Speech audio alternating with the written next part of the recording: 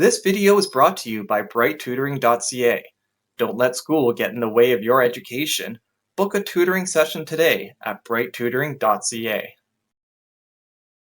The Fellowship of Guelphissauga continues, with the mayor giving thanks to his YIMBY friends.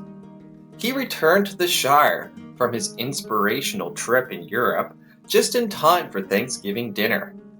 The ride home took longer than expected due to construction season, but the mayor didn't mind since he was inspired to go full YIMBY mode with the East End development and the proposed student housing project. He prayed to the Lord of the Liberals before his dinner in hopes of achieving his YIMBY dreams. Can Carly of Klassen and the Elder Elves do anything about the housing cost crisis? And will the mayor have his YIMBY prayers answered? The mayor flew first class on his direct flight home to the Shire. He walked out of the gate to see a big surprise waiting for him. His best friends, the property developer orcs, were there to pick him up with a limousine. The mayor fist-pumped them as they rode in style back to his place. The 15-minute ride ended up taking more than an hour, thanks to the construction on the Speedville Bridge, but the mayor and his buds didn't mind since they had plenty of champagne and caviar. The mayor arrived home and was greeted by his wife and family. There was a grand buffet waiting for him, catered by the same company that the mayor recognized from the Big Blue Orc's daughter's wedding. He was thankful for his YIMBY friends and all their gifts he'd received over the years as mayor of the Shire. They also invited Micah the Shriners, but he didn't show since he had a climate change emergency to deal with. The mayor took his seat at the head of the table as they dined on their Thanksgiving turducken dinner. There were two main orcs representing the property developers at the table, and each one had their own plans to profit from their YIMBY agenda. They wanted to meet with the mayor in secret before any lobbyist registry was created and convince him to allow them to break the rule of the ward on both projects. They didn't want to miss anything on their wish list, unlike the Shire's police force, which did with the $26 million they wanted for an indoor shooting range and building upgrades. The mayor prayed to the Lord of the Liberals over Thanksgiving meal.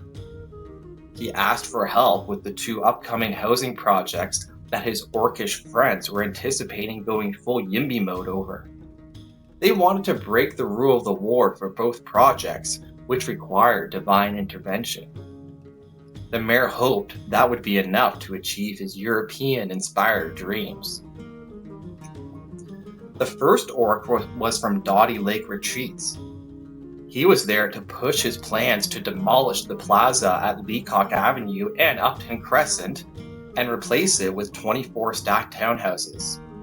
A public meeting for a previous version of the proposal, also featuring 24 stacked townhouses, was held back in December, during which about a dozen nearby residents raised concerns with the plan, including the potential safety impact of increased on-street parking. The property developer orc is hoping for a favorable settlement with this project by wintertime. The second orc was wearing a cloak and hiding in the shadows. Identifying as a numbered company, they had plans to build a 6 to 11-story student residence at the corner of Stone Road and Gordon.